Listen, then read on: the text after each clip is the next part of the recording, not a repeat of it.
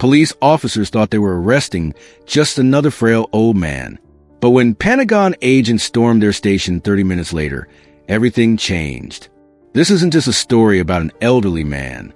It's about a decades-old mission, an unbreakable promise, and the unexpected hero no one saw coming. Before we continue, tell us where you're watching from in the comments below.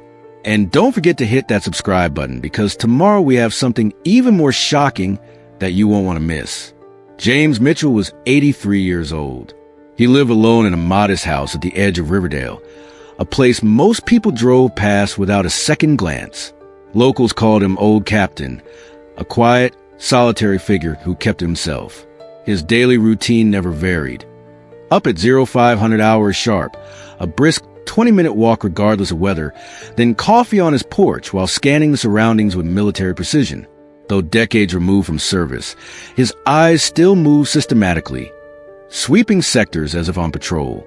He drove an aging Ford pickup with faded Navy SEAL stickers barely visible beneath years of weather damage. The truck's blue paint had dulled, but like its owner, it remained reliable and unassuming. James rarely engaged with townsfolk beyond necessary interactions. His sparse conversations were precise, economical with words, a habit from his classified past. Behind his weathered appearance and slightly stooped posture lay hints of exceptional training. The way he positioned himself in rooms, always facing entrances, how he unconsciously checked sight lines, and his habit of noting exit routes. Most noticeable was a contradiction in his hands. They trembled slightly with age when reaching for his coffee, yet became perfectly steady during moments requiring precision or calm. The scar tissue across his knuckles and the surgical marks on his forearm told stories he never shared. For 30 years, he had maintained this quiet existence. For 30 years, he had waited. Tonight, that wait would end. The rain started falling at precisely 2,107 hours. The streets of Riverdale emptied quickly as people retreated indoors. James checked his watch, noting that darkness would provide adequate cover. He placed a specially designed military-grade briefcase on his passenger seat, securing it with a seatbelt. Inside was the culmination of a 30-year mission. He tapped the case once, a gesture of reverence, before starting his truck. The engine coughed to life, its familiar rumble masking the tension in the air. Tonight was different. Tonight was a deadline. Approaching the town limits, James spotted flashing lights ahead. A security checkpoint had been established near the bridge, unusual for this area. 3 police cruisers were positioned strategically, officers directing traffic with flashlights. The roadblock wasn't in his contingency plans. James slowed, assessing the situation with practiced calm. His mind automatically calculated risk factors, escape routes, and engagement protocols, habits embedded through years of special operations training. He observed 4 officers, standard sidearms, no tactical gear. Civilian law enforcement, not military. When an officer motioned him to stop, James complied smoothly, rolling to a precise halt. The young officer, early 30s, athletic build, confident stance, approached his window. "License and registration, sir," the officer requested, shining his flashlight briefly into the vehicle. James handed over his documents without comment, his weathered hand steady despite his 83 years. The beam of light swept across the interior, pausing on the secure briefcase. "What brings you out tonight in this weather, Mr. Mitchell?" The officer's tone shifted slightly, more alert now. "Personal business," James replied, his voice quiet but firm. "Mind telling me what's in case?" James's eyes, still sharp beneath his white eyebrows, met the officer's directly. "Not for you, son. Pentagon clearance only." The officer's posture stiffened immediately. "Step out of the vehicle, sir," the officer commanded, hand now resting on his holster. James complied without protest. Rain soaked his jacket as he stood beside his truck, water streaming down his lined face. Despite his age, he maintained perfect posture, shoulders back, chin level, hands visible. 2 additional officers approached, exchanging concerned glances. The senior officer, a sergeant with a name tag reading Collins, asked about the briefcase again. James remained silent, his weathered face impassive. The first officer explained James's mention of Pentagon clearance, which only heightened their suspicion. "Sir, without proper explanation, we'll need to secure that case," Collins stated firmly. "Negative." James responded, using military terminology instinctively. "Contents classified, Emberlight Protocol." The unfamiliar term and James's calm refusal escalated the situation. One officer reached for handcuffs while Collins radioed dispatch. James offered no resistance as they secured his wrists, his eyes never leaving the briefcase, now being removed from his truck. "James Mitchell, you're being detained for questioning," Collins recited as raindrops pelted the growing scene. James remained silent, allowing himself to be guided into the police cruiser's back seat. His only movement was a slight adjustment to ease pressure on his old combat wound. The officers noticed how, despite his age and the handcuffs, he sat with military straightness, seemingly unconcerned about his arrest. As they drove toward the station, the briefcase secured in another vehicle, James calmly watched the clock on the dashboard. The countdown had begun. At the station, standard booking procedures began. The desk sergeant, a heavy-set man named Garvey, fingerprinted James while Officer Collins filled paperwork nearby. James complied silently, his movements deliberate and efficient despite his age. "Look straight ahead," instructed the technician, taking his mugshot. James gazed directly at the camera with the same intensity that had once allowed him to remain motionless for 18 hours during sniper operations. When Garvey entered James's information into the system, something unexpected happened. The screen flashed, then displayed a red-bordered alert before quickly going black. "What the hell?" Garvey muttered, tapping keys unsuccessfully. The system rebooted itself, bypassing normal login protocols. A new interface appeared, one the officers had never seen before. The text was simple but alarming. Priority Alpha subject identified. Special designation. Quartermaster. Secure subject and possessions. Maintain isolation protocol. Pentagon Special Investigation Division en route. Do not question. Do not process. Await arrival. Officer Wilson, watching over Garvey's shoulder, whispered, "What does quartermaster mean?" Garvey shook his head. "No idea, but look at this authorization code. It's Pentagon level." The station's atmosphere changed instantly. Officers exchanged confused glances as Sergeant Collins read the screen twice, his expression shifting from skepticism to concern. "Get him to interrogation room 3 and secure that briefcase in the evidence lockup," Collins ordered. "Nobody talks to him until we figure this out." In the adjacent holding area, James sat with the patience of a man who had survived week-long operations behind enemy lines. He had anticipated this part. The system alert was designed decades ago specifically for this scenario. Now, he simply had to wait for the right people to arrive. His mission timeline was still on schedule. The interrogation room was small, bare except for a metal table and 2 chairs. James sat motionless, his handcuffed wrists resting on the table. The officers watching through the one-way glass found his calm unsettling. Most detainees showed anxiety, anger, or fear. The 83-year-old displayed none of these. Outside in the main area, the station had reached an unusual state of quiet tension. Sergeant Collins stood by the evidence room where the briefcase was secured, making calls to his superiors. Each call ended with the same instruction: wait for federal arrival. Officer Wilson, the youngest on duty, observed James through the glass. "How can an old man be so calm? He hasn't even asked for water or a lawyer."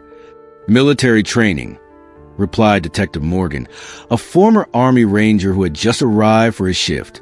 "Look at his breathing pattern. Controlled and steady.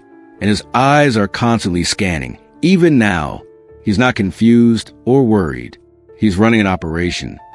Morgan's assessment spread through the station, causing officers to view their elderly detainee in a new light.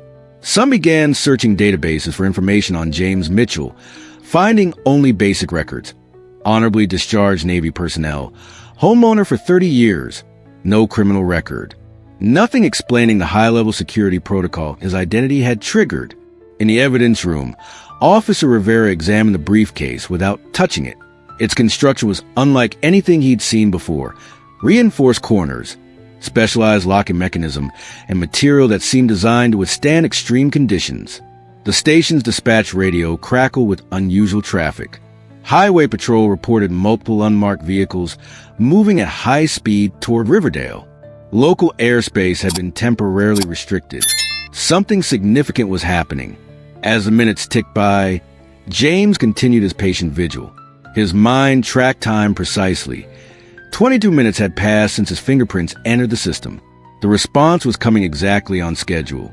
At precisely the 30-minute mark, the station's exterior cameras captured the arrival of 6 identical black SUVs. Moving in perfect formation, they entered the parking lot with synchronized precision, forming a semicircle around the main entrance. No lights, no sirens, just silent, coordinated efficiency. Inside the station, dispatch announced, multiple federal vehicles approaching main entrance. Officers moved to windows, watching as men and women in identical dark suits emerged simultaneously from the vehicles. Some wore tactical earpieces. Others carried specialized tablets. All moved with the unmistakable discipline of elite government operatives. The station's front doors opened. A woman in her mid-40s entered first, straight posture, calculating eyes, an air of absolute authority. 2 agents flanked her, scanning the room with practiced efficiency. Special Agent Commander Catherine Hayes, Pentagon Special Investigation Division.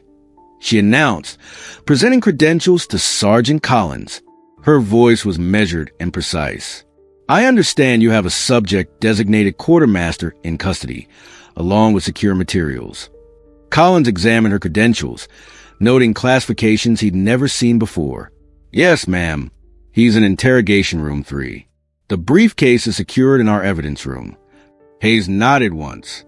I'll need to speak with him immediately. Also, prepare all officers involved in his arrest for debriefing. As Hayes walked through the station, officers noted how other agents positioned themselves strategically throughout the building. This wasn't standard procedure. This was a military-grade security protocol. Through the interrogation room window, Hayes observed James Mitchell. Her expression softened momentarily with what appeared to be respect. She entered alone, dismissing the officer stationed at the door. Inside, James looked up, his weathered face showing recognition. You're late, Commander, he said, his voice stronger now. Traffic, she replied with a hint of a smile.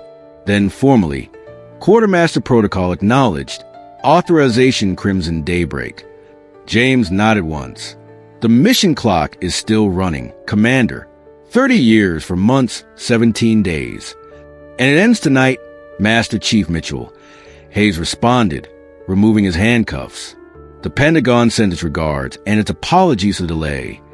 The station's conference room had been transformed into an impromptu, secure briefing area. Riverdale's senior officers sat alongside Pentagon agents as Commander Hayes stood at the front, James Mitchell beside her, now treated with unmistakable respect. What I'm about to share is classified, Hayes began. But given tonight's circumstances, you deserve to understand the significance of the person you had in custody. She gestured to James. This is Master Chief James Mitchell, formerly of SEAL Team 6, later recruited into a classified Joint Special Operations Unit during Operation Desert Storm. His final mission, codenamed Emberlight, involved securing evidence of war crimes committed by high-ranking officials, evidence that certain powerful interests wanted destroyed. The briefcase now sat centered on the table, open to reveal specialized document preservation containers and a small metallic device with military markings. Master Chief Mitchell's team was ambushed during extraction. Hayes continued.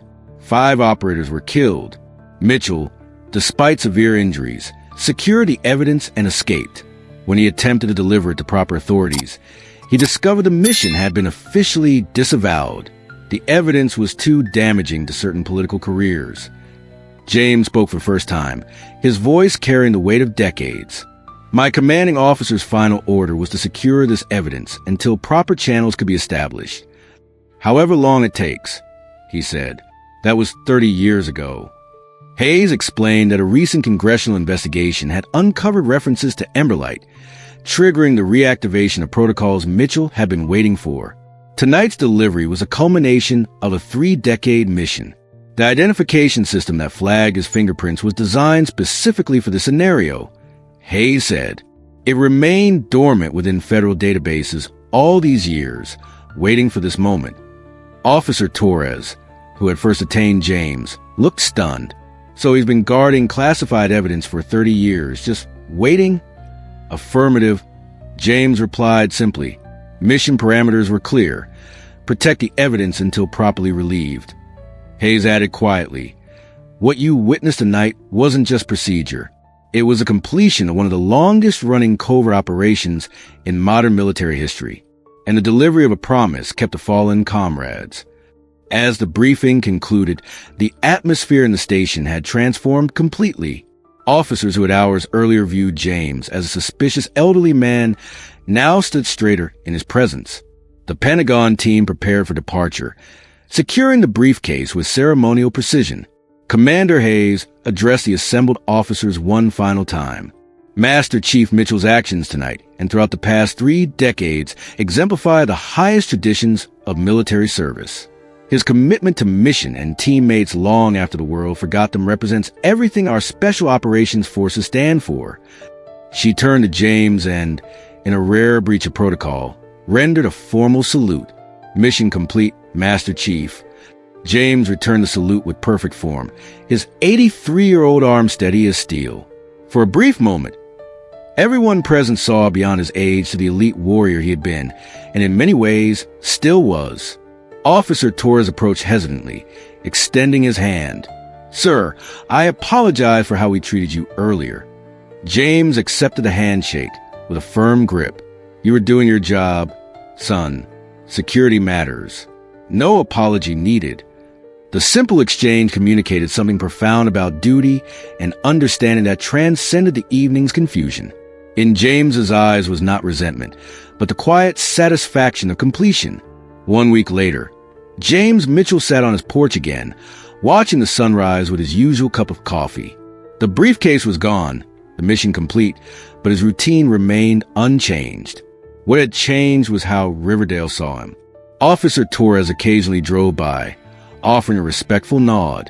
Others in town who had heard whispers of that night treated him differently, not with awe, but with a quiet respect reserved for those who serve silently and ask for nothing in return. Some missions take a lifetime, some promises never expire, and some heroes walk among us unrecognized until duty calls them to stand once more. If you were moved by this story, please hit like and subscribe. Share your thoughts in the comments below.